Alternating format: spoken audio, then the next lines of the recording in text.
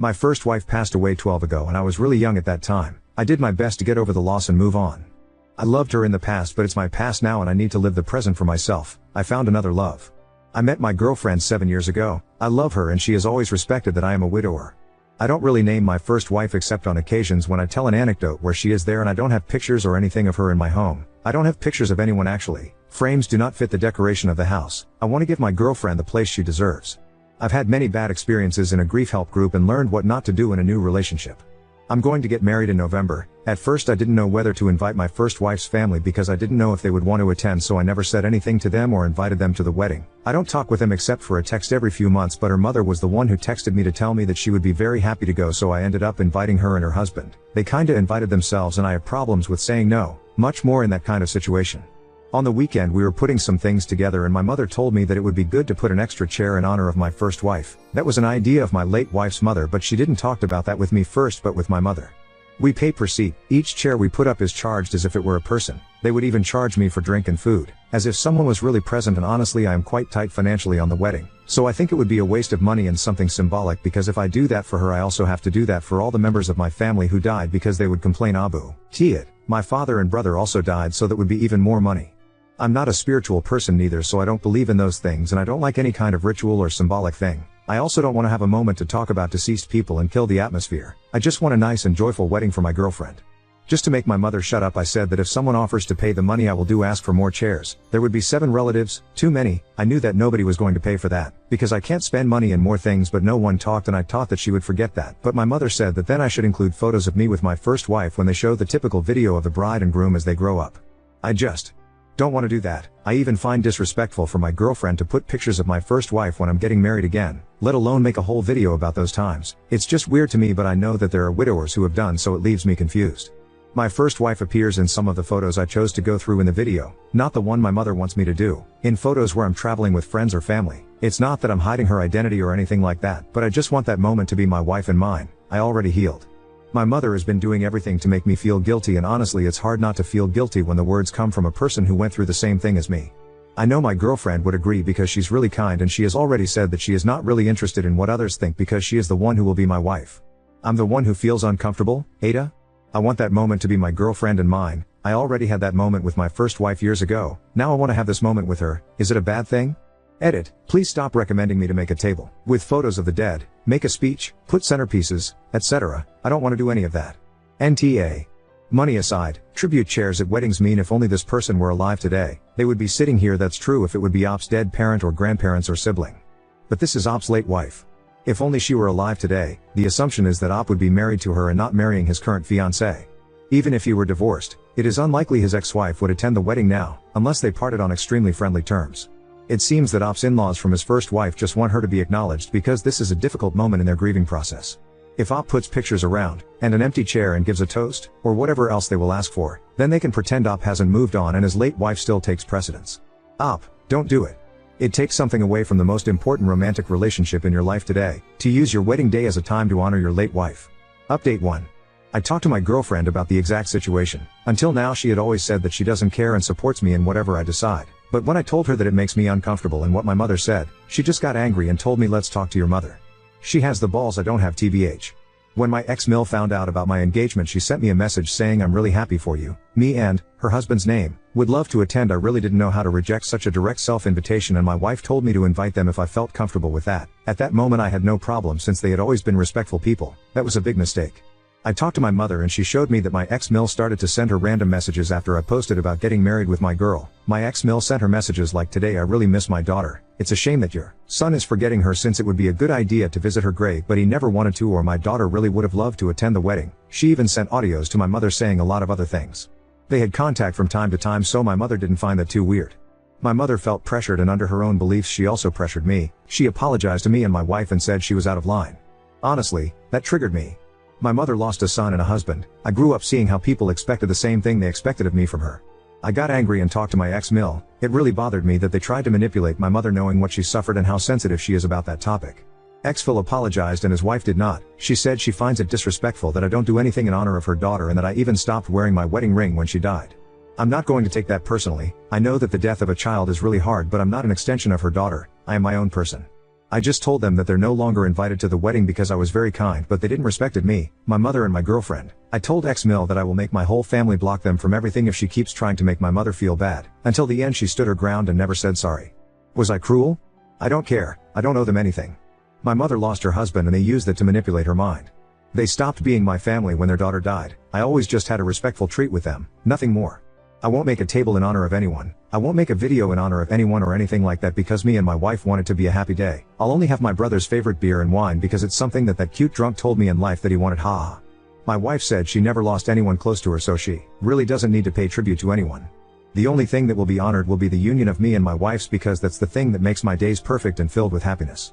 I don't like symbolic things because I believe that the dead are dead and that's it. They are not still by my side or anything like that, but that's my belief and point of view. Everyone can have a different point of view.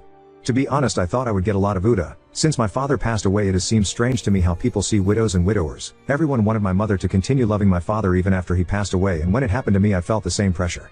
I'm a bad person for loving my girlfriend so much more than I loved her? Am I wrong for feeling that the worst loss in my life was my brother's and not my wife's or father? All the widows have pictures of their deceased partners. I'm a bad person for not wanting to do that? Should I still wear my wedding ring like the widows from the grief counseling does? But I don't want to, or am I a bad person for not feeling anything for her anymore? I felt guilt many times long time ago. They were questions that I asked myself daily as soon as I began my relationship with my wife, questions that I don't ask at all anymore, but they really tortured me because what is usually expected of a widower is that we are that forever, never the husband, eternally the melancholic character even if we have found someone new. We are always expected to love our deceased partner even if we have a new person because you can romantically love two people at the same time, but what if I don't want to? What if that's not for me and I want to give all my love to just one person? What if I want to move on with my life? I think at this point I'm just venting, so I'm sorry if you made it this far. Haha, be kinder to new wives and husbands and don't force them to be the bigger person. I felt ready to start dating 2 years later and I met the love of my life a few years later. But I know a lot of married people who shouldn't be because they're still grieving and sending all that mental load to their partners or making them feel like a second place. Please learn that it is good to be alone when you do not feel ready. There's nothing wrong with being single and don't make an innocent person suffer with you. Update 2. Things have escalated much more than I anticipated, and I want to keep you all updated on the situation. After my last post, I thought everything was done when I uninvited my ex-Mill and told her off. I was sure that would be the end of it, but I was wrong. A few days later, I got a call from my mother, and let me tell you, she was upset.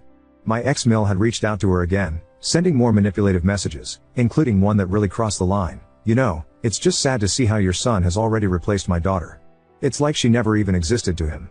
That hit me like a brick. At first, I was angry, but then I realized something. My mother has her own history of loss, and I was so focused on my own grief and the wedding that I didn't take enough time to help her with the emotional weight she's carrying. My ex-Mill's actions didn't just affect me, they were triggering her too. I had been so upset about them trying to manipulate me, but my mom was right in the middle of it all, and I hadn't really considered her mental load. So, I decided to sit down with my mom. We talked for hours, and I finally explained why I felt so strongly about not wanting anything at the wedding that honored my first wife. It wasn't just about the money, it was about moving on. About starting a new chapter with the woman I love. I know my mom had been grieving for years, and I could see how much it hurt her to see me cutting off ties with my ex-in-laws, but I needed to explain that it wasn't about disrespecting the past, it was about protecting the future. The conversation wasn't easy, but we ended on a good note. She understood, and even apologized for not giving me more space to make my own decisions. The guilt she had been carrying from my ex-Mill's messages was lifted, and she promised to stay out of it going forward. But that wasn't the end of it. The next day, I get a message from my ex-Mill demanding an explanation. I won't lie, part of me wanted to just ignore her, but I decided it was time to put everything out there once and for all. I wrote her a long message, calmly explaining that I wasn't disrespecting her daughter, but I was moving on with my life, and I wanted my wedding to be a celebration of that. I told her that I didn't want any further contact from her or her family about the wedding, and I asked that she respect my decision. I blocked her on everything after that. To my surprise, she didn't respond. I honestly thought she would keep pushing, but she stayed quiet, which felt like a small victory. At the same time, I felt a strange sense of relief. I no longer had to deal with that guilt and pressure from my past. Since then, things have been smoother. My fiancé and I have been planning the wedding in peace. We've decided to keep it simple, focusing on our love for each other and our future together. We're not including any big gestures for the deceased. Instead, we'll toast to my brother and enjoy some of his favorite drinks in his memory, but that's about it. It's our day, and it will be about us, our marriage, our life ahead. I can already feel the difference. The stress has been replaced with excitement, and I'm genuinely looking forward to the wedding. I no longer feel like I'm constantly defending myself or my relationship with my fiancé. I know that, for some, It might seem harsh to cut ties with my ex-in-laws, but I truly believe it was the right decision. The constant guilt-tripping wasn't healthy, and I'm not going to let it poison what should be the happiest day of my life. I guess the biggest lesson here is how important it is to set boundaries, even with family. Grief doesn't give anyone the right to manipulate others, and sometimes, you have to make hard choices to protect your own well-being and the well-being of the people you love. I'm glad I made the decision I did, even if it meant cutting ties with some people. My fiancée deserves the world, and I'm finally giving it to her. Now on to second story. Discovered a stranger lurking outside my parents' house at 1 a.m. claiming my long-lost high school boyfriend is searching for me. This happened 3 nights ago and I am going crazy trying to figure it out. I just moved into a new apartment 1 month ago and I am still unpacking and settling in. I have been using my parents' address as my mailing address, who live a few towns over, 20 minutes away, all of my life. 3 nights ago my parents call me at 2 a.m. freaked out and proceed to tell me this story. Apparently at 1 a.m. someone starts banging on their front door and repeatedly ringing their doorbell. My stepdad walks downstairs and opens the door, leaving the front glass door closed and locked. There was a man standing outside, who looked to be in his 30s, with a black hoodie on with the hood pulled up around his face. He didn't have any distinguishing facial features, facial hair or tattoos. The only thing my stepdad said was that he looked to be Hispanic. Neither my stepdad or my mother, who was watching the whole thing out a window, recognized the man. The man says, "I'm so sorry to bother you, but I'm looking for my full name." My stepdad plays dumb and says who? The man proceeds to state my full name again and says that my boyfriend is worried because I didn't come home that night. He claims to be a friend of my boyfriend and tells my stepdad that they are both out looking for me, worried because I didn't show up at home. I don't have a boyfriend. I live by myself with my 3 dogs and haven't been in a relationship in the past 5 to 6 months. Here's the weird part. My stepdad asked the guy what boyfriend he was talking about and the man tells him the name of the boyfriend I had when I was in 10th grade, nearly 20 years ago. My boyfriend in 10th grade has a very unique Italian name. I've never met anyone with a full name even close to his. He says my high school boyfriend's name a few more times to ensure my stepdad heard him and repeats that they are very worried about me. Is my stepdad sure I'm not inside? At this point my stepdad is weirded out and closes and locks the door in his face. The man does not leave. He lingers in front of my parents' house for the next 10 minutes, smoking cigarettes and talking on the phone. Finally, my parents calls the cops. About 5 minutes before the cops arrive, the man walks down to the dead end on their block and drives away in a silver car. Stepdad was unable to get the license plate. My parents file a police report and nothing else happens. After I hear this story I'm going nuts over the weird details. How would someone know who I dated nearly 20 years ago and what would the motive be of making up a story that included that weird detail about my past? I have not had contact with the 10th grade boyfriend in over a decade. Yesterday, I decide to message him on a Facebook to see if he has any insight. I tell him the whole story. He's just as confused as I am and claims to have no part in it. I am at a loss. I'm also really freaked out that some strange man is going through that much trouble at 1 a.m. to look for me. Any insights or ideas would be greatly appreciated. Update 1. My first theory would be, my parents also still live in the same house I grew up in. Everyone I went to school with would know the address. It's a nice house and one would assume that there's nice things in it. When I was a teen, I briefly got mixed up with the wrong crowd, who at the time wasn't too bad. But nowadays most of them are addicts and complete low lives who've done time in jail. If my parents told me this story, I would immediately assume that someone I knew in high school who's now an addict, was casing houses in the neighborhood, or even purposely targeting my parents' house because they already know the layout, and rang the bell to see if anyone was home, and when they answered they had to make up a lie so they went with that because knowing those details might give them plausible deniability to what their real intention was, robbing the house, and they can just claim they were confused if caught. Update 2.